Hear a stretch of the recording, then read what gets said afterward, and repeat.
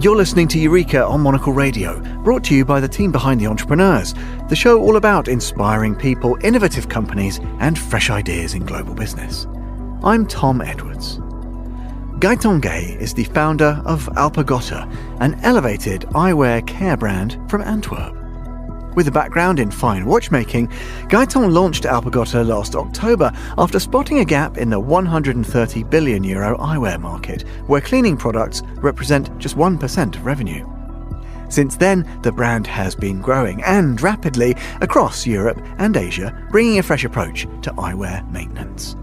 So how do you manage such impressive international expansion as a young brand in competitive markets like Scandinavia and Japan?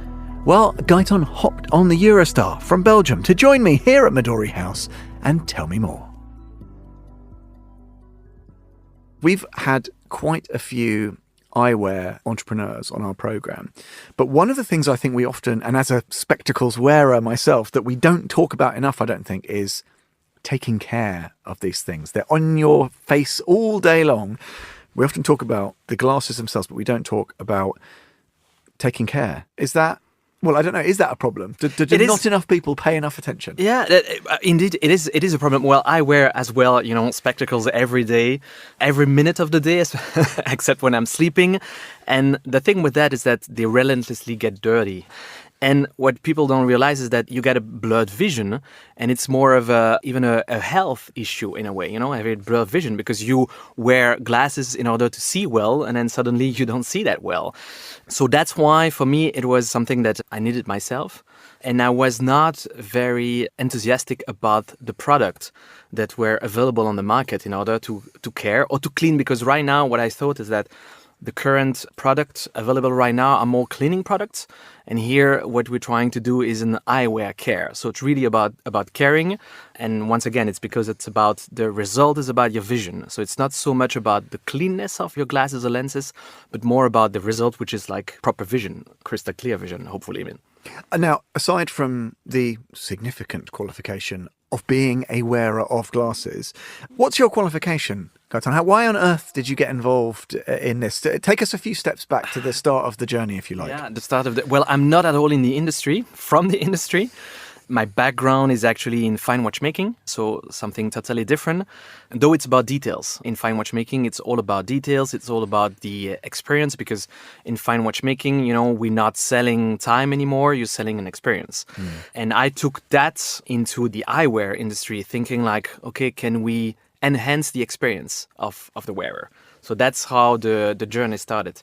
But as I said, it was also because I had, mainly it's because I had the issue myself, and I thought I want to launch something, a brand that has a function. Because I believe in thoughtfully designed products. And as far as I'm concerned, well, I can break it down to three aspects. Is that the first one is that it needs to fulfill a function, a purpose, and if possible, with efficiency. And then the second one, which is something that was not existing in before Alpagota was launched, is like it needs to create emotions. For me, a product, a thoughtfully designed product needs to create emotions, whatever that is. When you use the product, it could be like from the aesthetic, or here, for instance, we even went into the sense, the olfactory sense. So that's the second aspect. And the third aspect for me is about quality, making a product that is qualitative and therefore long-lasting. And so those three aspects were not existing in the cleaning products that were available. I wanted to bring those values in something that is very mundane, overlooked, completely overlooked, actually, but nevertheless necessary. And yeah, that's how I came about with Alpagota and an eyewear care brand. Well, so tell me, Alpagota. Yeah. What does this mean? Give us the. Sure. Story. Well, yeah, I don't believe I'm not really a big fan of brands name that say what they do directly. And actually, so that has nothing to do with the business I'm in. It's just like that, yeah, my great-grandfather and grandfather, they were in the wool business. When I grew up in my house, in my parents' house, there were everything related to sheep, actually, everywhere. And Alpagota, it's a breed of sheep from northern Italy. And I found the name nice, easy to pronounce. And then the little business maybe side of me is that, yeah, it starts with an A. So when you have a list of a brand name, it's on the top of the list. So it could have been Aardvark. Could have been. Potentially. Potentially. Tell me a little bit about products. Now, you've already explained it's not about sort of cleaning per se. It's a whole approach to enhancing vision. Tell us a bit about what are the heroes in the product line? Yeah, well, it's basically making something ordinary extraordinary, and that was the idea, and to create a ritual in a way, because right now the current product that were available on the market, they're very much a creative approach, meaning like you have an issue with your glasses or whatsoever, and then you're gonna use them, and the idea was totally different. Here was the idea that okay, if we make something efficient and nice to use, that's something that you do preventively, like kind of in the morning. Yeah, you take a shower, you put hopefully fresh clothes on, and then at the same time you're gonna care for your glasses, but more care for your vision in the morning. So you're gonna have that ritual, and so that was all about having a nice ritual. One of the hero product, of course, is called Vision. We have Vision 1, Vision 2, Vision 3. They are nice design objects as I see them, because most of the product that we have right now, those are products that are they're plastic made. They are basically very cheaply produced, I would say. And the idea here is to really have something that you put, I wouldn't say proudly, but yeah, on display, next to on your it could be your desk or whatever, but at home.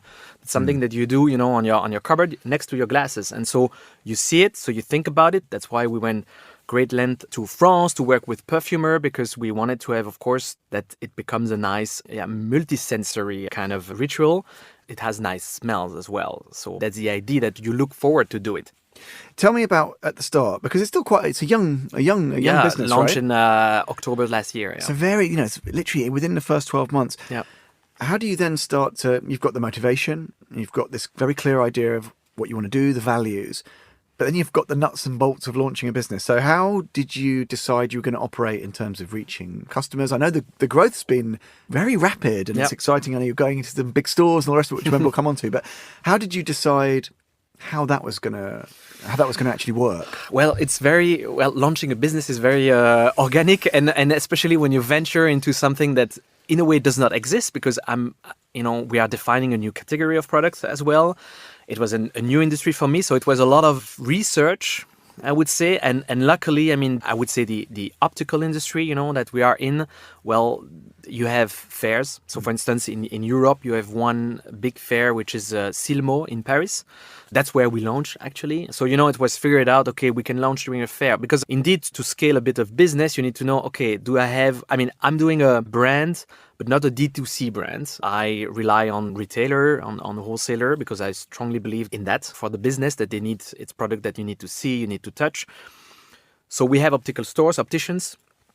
So there are many opticians. There are fairs, there are agents, distributor as well. So directly from the start, I thought about, a margin, which is, a common mistake when you launch something, is that you're not thinking about your margin, and then suddenly you can only sell directly to your customer, which is very tough nowadays. So all this needs to be thought. And then there was like finding the suppliers as well, and the best suppliers as well, because I wanted to make the most qualitative product out there. That was the vision. So it was also a journey to find them and then to challenge them to make something new. Well, this is always, I find, an interesting moment when you've got an entrepreneur, they've got a great idea, maybe they've got some pilot products or whatever it might be, and then before even going to market, as you say, they have to try and often, it seems, convince suppliers that this isn't a crazy idea.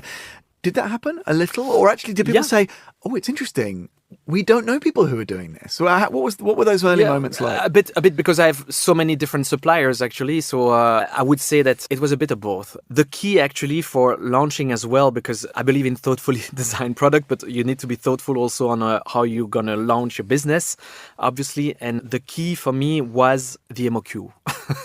That's probably a term that you hear a lot, but MOQ, which is minimum order quantity, is like the key for all the suppliers, because basically you come with a great idea, but then at the beginning, once you did not, do your market fit or test it, I did not invest in 100,000 bottles, glass bottles.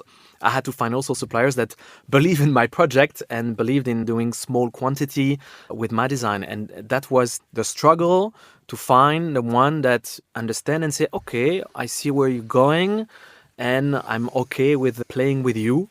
The other one that was also difficult was with the cleaning formula, developing, finding the partner and making it. And because we have a cleaning formula with, anti-static, anti-stain, active ingredients. So it's not, a simple formula. We wanted to reach the best efficiency as well.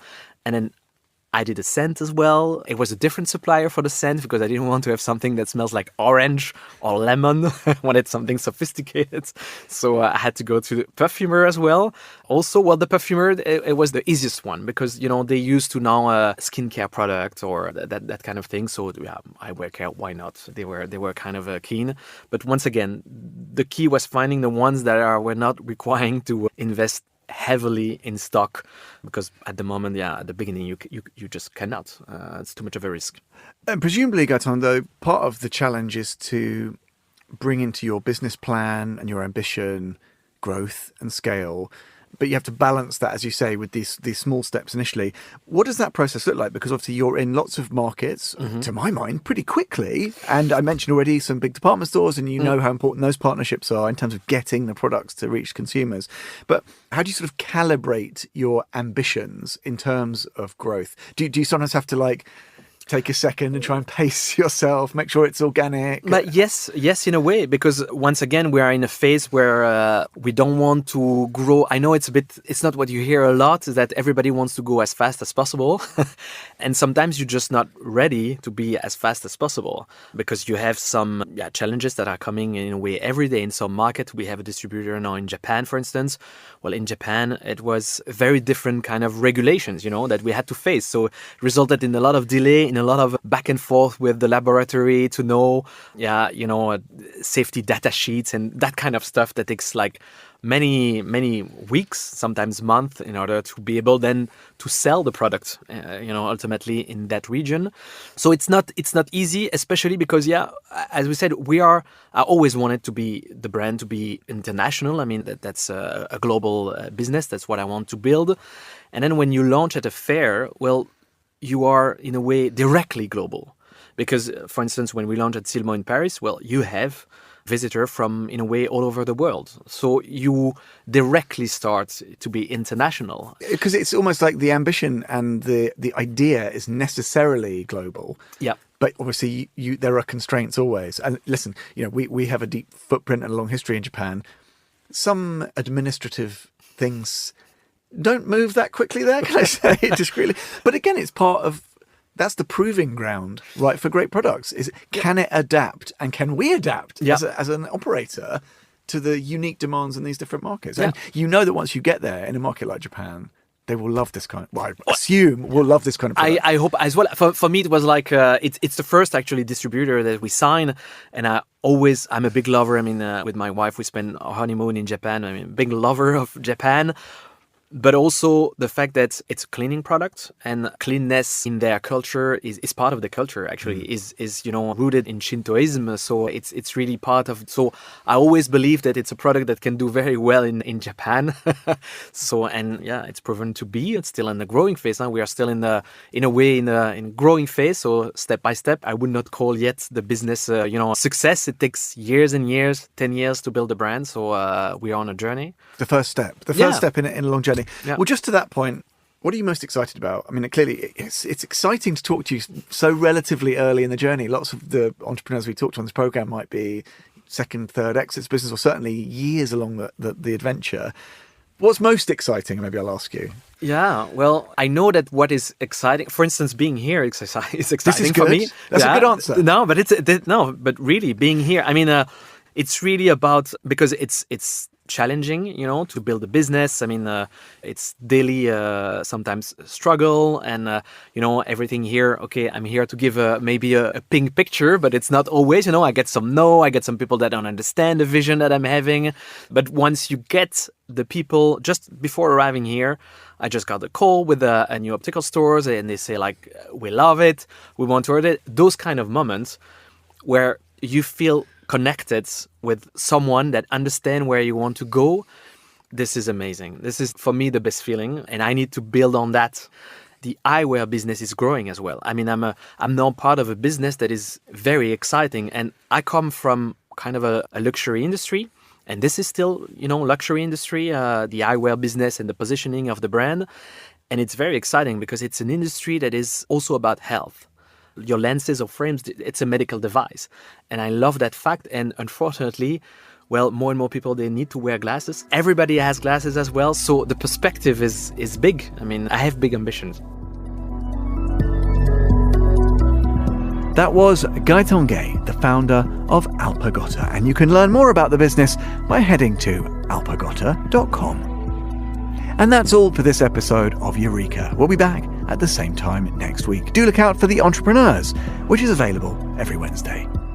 Eureka was produced by Laura Kramer with audio editing by Jack Dewars.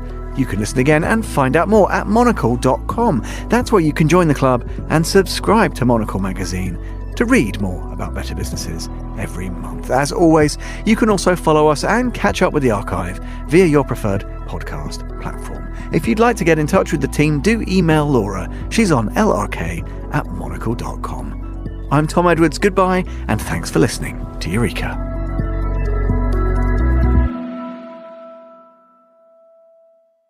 "2024 is a pivotal year for global politics. Meanwhile, conflict, climate change, and AI dominate the headlines. What do these global stories mean for you? The Financial Times offers fearless thinking in defining moments. Its trusted journalists deliver impartial analysis on the world's biggest news events, helping you to form your own bold opinions. Start reading the Financial Times at ft.com.